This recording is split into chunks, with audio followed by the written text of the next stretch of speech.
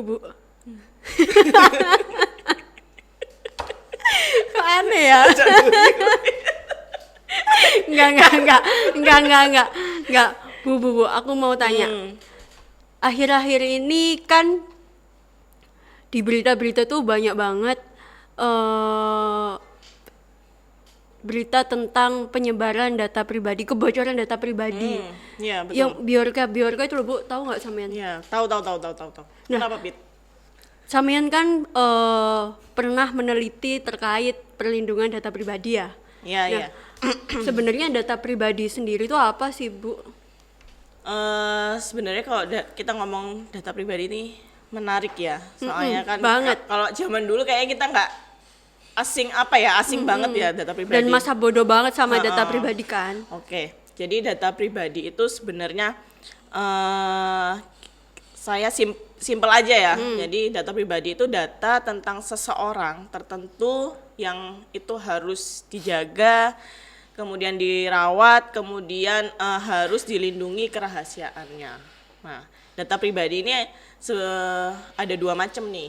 Ada yang spesifik sama ada yang umum. Nah, kalau yang spesifik ini seperti rekam medis. Jadi informasi tentang kesehatan kita yang ada di rumah sakit itu merupakan data pribadi kita juga gitu. Kemudian ada data tentang biometrik. Nah, data biometrik itu adalah semua data yang terkait dengan karakteristik biologis kita, seperti fingerprint, kemudian hasil pindai retina kita, kemudian scan wajah kita, kemudian termasuk juga karakter suara kita. Jadi data biometrik ini juga termasuk data pribadi kita ternyata. Kemudian data tentang anak, ya, karena kita nggak bisa dipungkiri kalau anak itu punya perlindungan yang khusus, ya. Kemudian ada juga data tentang catatan kejahatan, kemudian data keuangan pribadi. Kalau data pribadi yang umum itu ya seperti yang bisa mengidentifikasi kita, kayak nama lengkap, alamat, kemudian agama, status perkawinan, kemudian pokoknya biodata yang biasa kita temui ya untuk mengidentifikasi diri kita gitu. Berarti kita itu juga harus berhati-hati dalam menjaga data-data yang kita punya ya, Bu ya. Iya. Kayak KTP, Betul. terus akte kelahiran, termasuk ijazah, Yes. rekam-rekam medis yang pernah kita lakukan sebelum-sebelumnya. Ya, kalau rekam medis itu kan memang sudah ada di Undang-Undang Kesehatan juga bahwa rekam medis itu memang bersifat rahasia. Jadi tidak sembarangan orang bisa mengakses itu. Gitu, Pit. Serem loh, Bu, soalnya.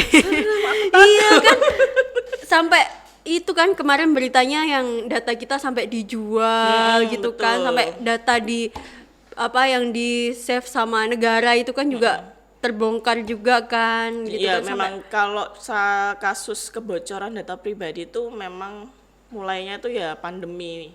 Karena pandemi kan ya mungkin ada oknum-oknum tertentu yang memanfaatkan keterbatasan aktivitas kita. Jadi kita di rumah, terus mungkin semua serba daring, serba online. Nah, jadi banyak sekali sistem informasi atau aplikasi yang baru yang digunakan kita untuk beraktivitas. Nah, mungkin ada oknum-oknum tertentu yang menemukan celah nih dengan adanya muncul sistem informasi yang baru, aplikasi yang baru, ternyata sistem keamanannya belum baik. Nah, itu muncullah kasus-kasus seperti Bjorka.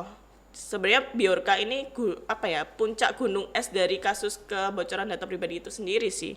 Kan sempat dengar nggak sih, Pit, sertifikat vaksinnya presiden itu kan juga pernah bocor. Terus data-data dari BPJS Kesehatan, kemudian Peduli Lindungi, sampai Tokopedia. Jadi macam-macam ya, yaitu karena meningkatnya aktivitas kita secara online. Nah, menjadikan oknum-oknum tertentu mendapatkan celah, ini ada kesempatan nih untuk untuk menguntungkan diri sendiri dengan cara seperti itu. Apalagi semakin kesini kan teknologi semakin berkembang. Betul. Apa-apa sekarang elektronik, e-money, e-commerce, Betul. terus dan ketika kita mau memiliki akun-akun memiliki aplikasi-aplikasi tersebut, kita kan harus mendaftar dulu dan harus sedangkan daftar registrasi ya. registrasi dulu. Itu pun registrasinya kita harus memasukkan data-data pribadi kita, termasuk tanda tangan elektronik, Betul, terus betul. foto dengan KTP gitu-gitu kan. Nah, kalau terjadi kebocoran seperti itu kan kita juga takut juga, apalagi sekarang banyak banget pinjol-pinjol juga Ya, yang betul. registrasinya juga menggunakan KTP dan lain sebagainya. Jadi kebocoran data pribadi ini malah menjadi awal dari terjadinya tindak pidana yang lain. Jadi kebocoran data pribadi, jadi kita bedakan ya kebocoran data pribadi sama penyalahgunaan data pribadi. Jadi kebocoran data pribadi itu konteksnya adalah ketidaksengajaan, kelalaian. Jadi kebocoran data pribadi ini disebabkan karena kelalaian dari pengguna. Jadi kita sendiri. Jadi kita mau tidak mau kita registrasi dengan data pribadi kita sendiri kan. Tapi kita juga tidak tahu sistem informasi itu apakah mempunyai proteksi yang baik untuk data pribadi kita lah. Kebocoran data pribadi ini karena ketidaksengajaan itu bisa diakses orang lain, bisa menimbulkan penipuan seperti Betul. pinjol. Kan kadang-kadang kita banyak ya kasus yang kok tiba-tiba diteleponi, ditagihin, padahal kita nggak pernah daftar pinjol lah kayak gitu. Sebenarnya itu ya Bu ya, masyarakat itu juga perlu edukasi juga terkait Betul. perlindungan data pribadi ini, karena banyak banget dari mereka yang meremehkan data-data pribadi tersebut. Misalnya kalau disuruh, saya pernah nih lihat di Instagram kan ada selebgram gitu kan yang mau ngetes nih misalnya kita bakalan ngasih uang gitu berapa ribu, tapi syaratnya tolong fotoin KTP kalian beserta selfie kalian pegang KTP gitu. Itu tuh para netizen gitu tuh langsung ngirim foto gitu. Terus habis itu yang baru-baru ini di Instagram juga yang pernah rame itu kan jadi tren nama panggilanmu siapa aja gitu. Itu kan juga termasuk data pribadi juga kan? Seperti pertanyaan-pertanyaan yang harus dijawab itu ya. Terus habis itu tanggal lahirmu di mana aja, kamu pernah tinggal di mana aja gitu-gitu kan. Ya itu. Masyarakat yang tidak mengetahui adanya itu merupakan data pribadi kita nih. Jadinya mereka tuh sampai ramai banget, sampai ada ratusan ribu pengikut yang menggunakan pertanyaan-pertanyaan tersebut gitu. Oh iya sih, itu menjadi salah satu yang harus kita sadari juga sebagai individu ya. Kita ngomong individu karena data pribadi itu mau nggak mau pasti melekat kepada diri kita sendiri. Jadi memang kalau mungkin bisa ditanyakan penting nggak sih sebenarnya kita melindungi data pribadi kita sendiri. Penting banget karena secara yuridisnya, jadi di Undang-Undang Dasar 1945 itu kita sudah ada aturan tentang data perlindungan diri pribadi, yaitu di pasal 28 huruf G ayat 1 sama pasal 28 huruf H ayat 4. Jadi di dua pasal ini menjadi dasar hukum bahwa ternyata perlindungan diri pribadi itu menjadi hak konstitusional warga negara. Ya itu kan kita yang di Indonesia ya. Perlindungan kan? Iya, jadi di pasal 28 ayat huruf G ayat 1 itu menyatakan bahwa setiap orang mempunyai hak atas perlindungan diri pribadi. Kemudian di pasal 28 huruf H ayat 4 menyatakan bahwa setiap orang berhak memiliki hak milik yang tidak boleh dialihkan secara sewenang-wenang oleh siapapun. Nah, dari dua pasal ini kita sebagai warga negara itu punya dasar hukum nih. Ternyata data pribadi kita yang milik kita pribadi itu ya harus dilindungi karena secara yuridisnya perlindungan data pribadi adalah hak konstitusional warga negara. Gitu, Mbak. Jadi kita memang harus sadar sendiri bahwa ternyata data pribadi kita itu memang penting dan itu wajib kita waspadai sendiri ya, gitu. Oke.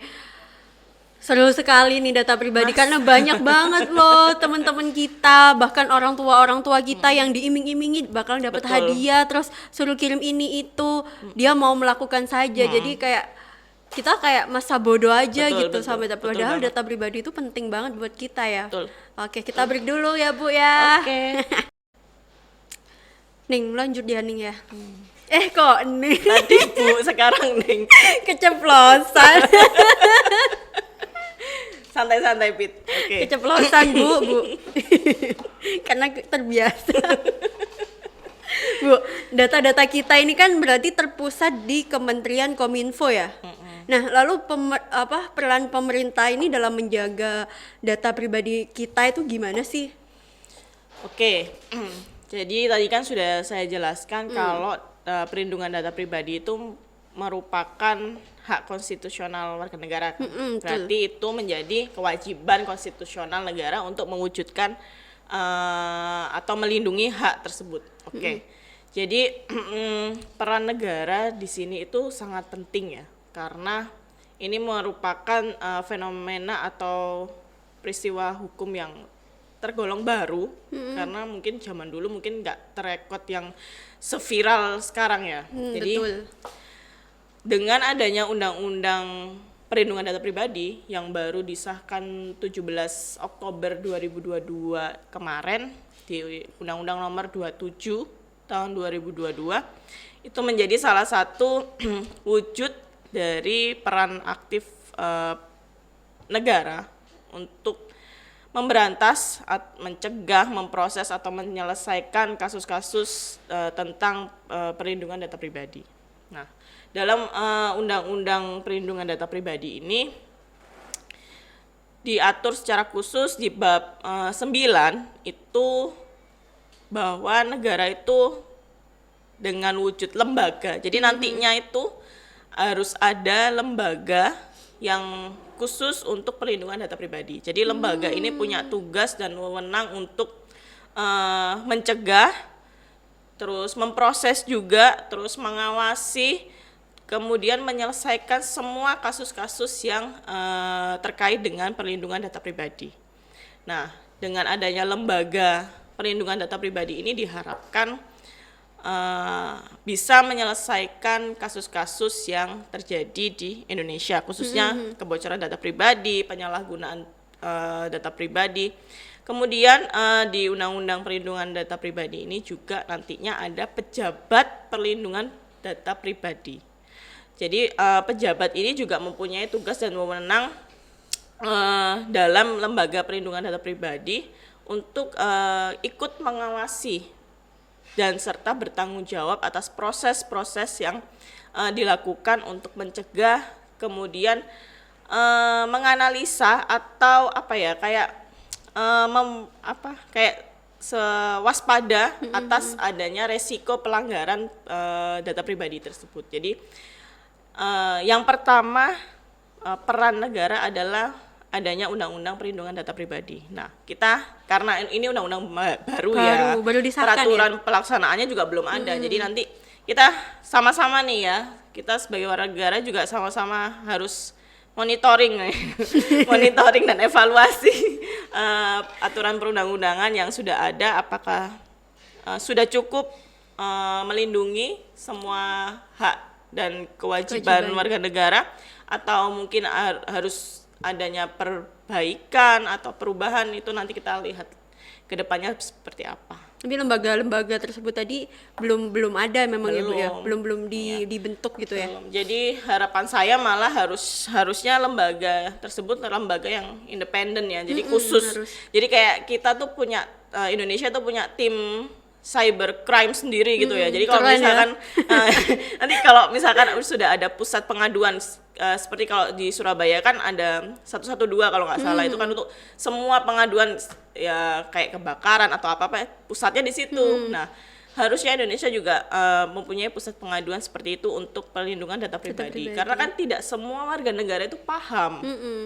Apalagi pernah nggak sih Bu lihat kita mau beli gorengan ternyata kertasnya adalah kertas kakak. Nah iya, atau ijazah, fotokopi ijazah atau legalisir dibuang di tempat nah, ya, sampah betul. gitu aja Nah, gitu kan. Pernah nggak miris sih? ya. Pernah dong. Aku pernah Bu kaget Kak waktu beli gorengan gitu. Loh, kok bungkusnya kakak, kartu keluarga gitu. Dan itu nggak tahu kakaknya siapa kan. Di situ ada NIK-nya, ada Iya, nomor iya, kakaknya betul, kan. betul. Itu juga bisa dibuat penipuan juga kan, nantinya bisa betul. dicari datanya dan lain sebagainya. Nah ya itu makanya perlu sosialisasi yang berkelanjutan nih tentang aturan-aturan yang sudah ada di Indonesia mengenai perlindungan data pribadi, dan edukasi juga kepada masyarakat bahwa oh ternyata data pribadi itu meskipun mungkin apa ya secara physically kita nggak mungkin cuma KTP sama KK yang kita punya, tapi kan ternyata di dalamnya seperti nomor HP, terus mungkin status perkawinan tuh ternyata juga data pribadi kita kan. Misalkan Mbak Fitri sudah nikah belum, nah itu kadang-kadang kadang-kadang kan persepsi Mbak Fitri kok tanyanya kok gitu sangat privacy gitu ya. Nah itu juga bisa mungkin sebagai salah satu pelanggaran yang apa ya di taraf yang level rendahnya gitu ya. Jadi pertanyaan seperti itu aja kadang-kadang orang ada yang nggak terima, apalagi misalkan kayak KK, KTP atau ijazah atau apapun itu disebarluaskan secara sengaja. Nah itu juga miris juga sih. Miris juga karena memang orang-orang di sekitar kita itu ya edukasi seperti itu tuh kan masih kurang gitu. Betul. Orang-orang tua kita, nenek kakek kita kan yang jualan gorengan juga waktu itu masih udah tua kan orangnya. Jadi kayak ibu ini kayak kurang edukasi Ya, paham, gitu. Iya, kurang paham paham. terkait ini, mungkin pikirnya cuman fotokopi gitu aja kan. Tapi ternyata di dalamnya itu kan penting juga. banget. Nah, itulah friends. Jadi kita sebagai warga negara juga harus menjaga sendiri data-data pribadi kita. Jadi kita nggak bergantung sama pemerintah. Karena pemerintah kan cakupannya kan global ya, Indonesia nanti, satu Indonesia Raya. Kalau kita misalkan ya oke lah, misalkan kita punya hak untuk menuntut, aku punya hak nih, kamu kan sebagai negara harus melindungi hakku, tapi kan pemenuhan hak itu tidak serta-merta cuma negara aja. Kita sebagai individu juga turut mencegah adanya pelanggaran data pribadi tersebut. bener, kalian jangan mau kalau misalnya diiming-imingi hadiah misal, terus disuruh kirim foto selfie beserta foto KTP dan lain sebagainya, itu fix kalian jangan mau. Karena buat pinjol itu.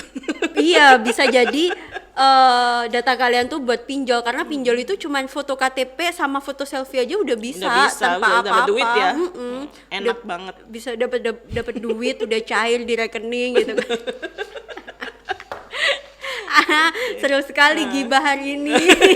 Iya, harusnya kita sering-sering gibah gini ya, Iya, Mbak. gibah-gibahnya tuh gibah yang intelektual dikit Waduh, gitu. level gibahnya naik nih. Naik gitu kan, kita bahas sesuatu yang ada isinya Oh, lah ya. iya. Terakhir dong Bu, Oke. closing statement nih, pesan-pesan buat Law Friends yang nonton podcast kita nih. Oke, tadi ya sudah sering dibilang juga sama Mbak Pipit. Jadi kita sebagai individu juga harus sadar bahwa data pribadi itu penting dan harus dilindungi. Nah, tapi kita nggak bisa menitik beratkan semuanya di negara. Jadi kita sebagai warga negara juga harus waspada sendiri, ya. Kemudian mungkin harapan saya mungkin nantinya ada lembaga perlindungan data pribadi, ada pejabat perlindungan data pribadi itu bisa mengatasi kasus-kasus yang akan muncul nantinya. Jadi dari Bjorka ini menjadi tamparan yang keras untuk pemerintah kita. Kenapa RUU perlindungan data pribadi udah lama banget, baru kemarin Oktober disahkan gara-gara Bjorka doang. Padahal kan bukan Bjorka aja kan, sebelum-sebelumnya banyak. Karena Bjorka aja yang lagi viral waktu Iya, itu. karena Bjorka dalam berapa bulan tuh sudah bisa meretas 105 juta data di Komisi Pemilu. Kemudian ada 1,3 M data SIM card itu dia dalam berapa bulan aja itu. Nah, hebatnya Bjorka gitu. Nah, gara-gara Bjorka ini undang-undang perlindungan data pribadi disahkan. Nah, kalau misalkan data pribadi kita bocor atau disalahgunakan, mungkin karena sekarang belum ada pusat pengaduannya ya. Jadi kita nasabah bank terus ternyata data kita disalahgunakan. Berarti kita bisa mengadukan hal tersebut di call center yang resmi bank tertentu, banknya di mana, atau mungkin langsung di Bank Indonesia juga bisa mengadukan itu, atau mungkin langsung ke OJK juga bisa. Tapi paling penting juga kita bisa melaporkan itu ke kepolisian, karena di kepolisian sudah ada tim cybercrime sendiri nih. Gitu aja sih Mbak Fitri. Sosialisasi kepada masyarakat Betul. terkait pentingnya data pribadi itu penting juga. Ya ini kan salah satu cara kita ikut sosialisasi nih, edukasi dan sosialisasi Edukasi. ya. Oke deh, terima kasih Bu Sekar Ya, sudah sama-sama. sharing-sharing terkait pentingnya data pribadi di podcast Bincang Seru kali ini. Sampai jumpa lagi kapan-kapan. Terima kasih Raw Friends.